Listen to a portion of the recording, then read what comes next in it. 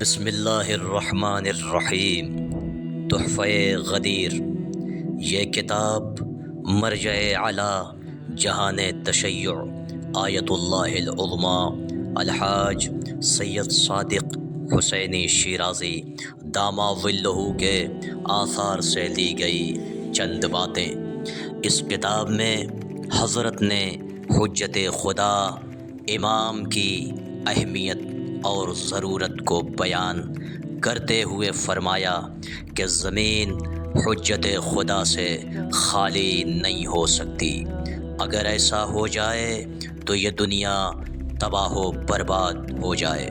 اس لیے رسول اللہ صلی اللہ علیہ وآلہ وسلم نے اللہ کے حکم سے مقام غدیر پر امیر المؤمنین حضرت علی ابن ابی طالب علیہ الصلاۃ والسلام کی ولایت کا اعلان کیا۔